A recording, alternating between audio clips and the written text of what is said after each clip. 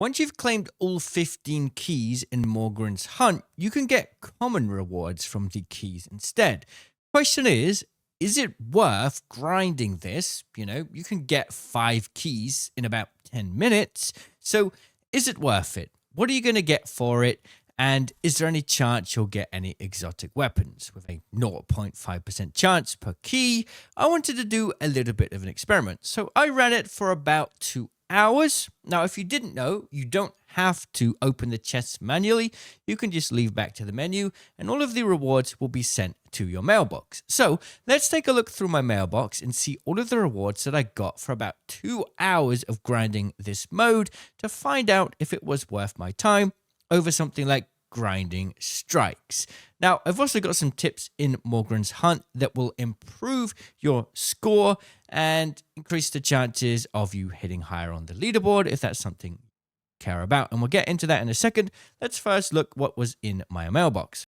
Now, each one of these mails is essentially one full run of Morgran's Prey. So it's usually going to be 4 or 5 keys on average. So these are the random draw loot, and it's going to be the same if you do this or you open the chest manually. It just saves you a lot more time, especially with a nice big claim all button. So let's go through and see what we've got. Obviously, we're going to get a lot of mod fragments, and honestly, if you don't have any mod fragments, this is going to be a really nice way to farm it. It's also a really nice way to farm artifactual dust and weapon enhancement prisms because you don't have to spend any pinnacle energy on it. And on top of that, a really nice way to farm mythic weapon parameters. And we'll have a little look at how many we end up getting here, which is really going to sort out my account for creating a bunch of mythic engrams to get the god rolls I want on different weapons. You can go through dozens of mythic engrams to get the one item you want. So getting thousands of these is going to be good. So we'll take a look at that and then also see if we got any exotics and see if it's worth grinding for exotics. So far, we seem to be getting about 75 to 100 mythics on average and between 6 and 10 artifactual dust on average and about 15 to 20 mod fragments on average. Now that is pretty good going. And if you have a good run, you can even get 100 mythics and 2 whole mythics alongside it.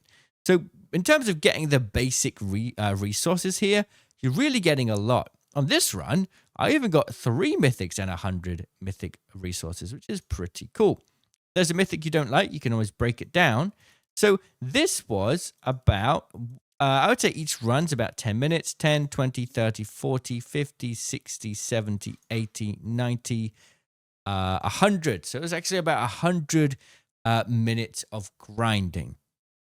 And I have footage on screen of another 3 runs I did. So that's about 130 minutes of grinding or, well, just over 2 hours. So I'm going to click the claim all button now and see what we got. We did unfortunately not get any exotics. Now, if you ran this for 5 hours straight, you would have about a 78% probability of getting one exotic weapon. And to make things worse, this isn't any exotic weapon, it's a random one.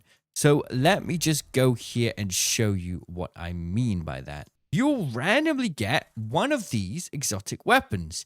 That is incredibly unlikely to land on the one that you want, right? If you're hoping to go for Concerto, you're probably not going to get it considering there are 12 in here. So to get let's say almost guaranteed to get one exotic from this run. Unless you're extremely lucky, you would need to run it about 10 hours of gameplay, 10 whole hours, and then you'd have about a 95% probability of getting an exotic. And then it's going to be a random one from here. 10 hours of grinding doesn't seem very good. So honestly, if you're hoping to get exotics out of this, I think it's pretty unlikely. And you shouldn't expect to get much luck there unless you spend like 10 hours a day grinding it. Now, let's see exactly what we'll get from these rewards in total, though. Let's click claim all. Yes. Right. We got 1, 2, 3, 4, 5, 6, 7, 8, 9, 10, 11 straight mythics, 900 mythic weapon parameters, and all of this stuff as well. I don't really think that was a bad grind, but unless you need these resources very badly, there are other ways to get it over time as well. I wouldn't try too hard to spend a lot of time in here because, I mean, at the end of the day, there's going to be a limit to how much of this resource you need. Right now, I've got 1,700 mod fragments. I'm sorted for a long time. I've got, well, coming up to over 3,000 mythic weapon parameters. I'm quite happy about the artifactual dust, though, but that's only going to be useful for upgrading mythic artifacts. So overall, I wouldn't really say it was worth my time necessarily. I would have probably rather spent the time farming for exotic artifacts, which would get me better rewards overall to improve the power of my character. But at least I've got a nice pocket of mythic mod materials now to work with. Now, here are some tips for this mode in general. Ningfei, as always, is the best choice for this mode. His AoE is just really, really good.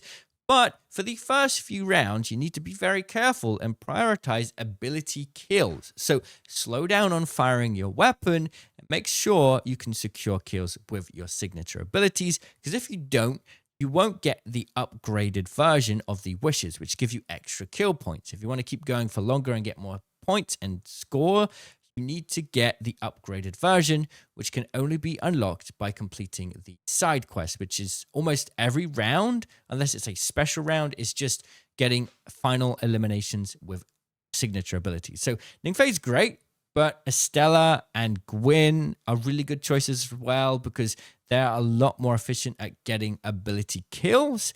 And if you don't have that and you've got 3 Ningfeis, you've got to be really careful that you don't accidentally do all of your electric damage with your weapon and eliminate too many enemies with your weapon, because otherwise you won't get the signature ability eliminations and you won't get the challenge completed. Now, as soon as it says on screen that the challenge is completed, you can just go crazy and do as much damage as humanly possible.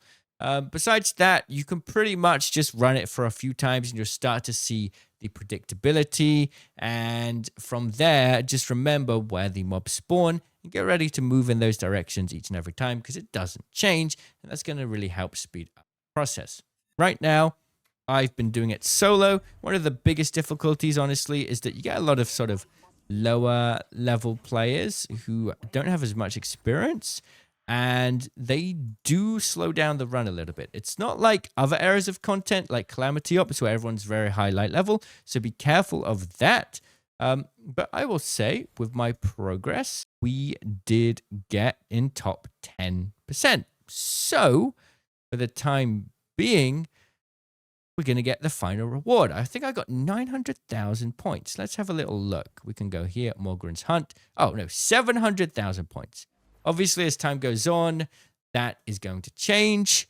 But, 2 hours of grinding is going to get me this if I manage to stay in the top 10%. If you found this video useful, please consider subscribing, and I see you all in the comments. Cheerio.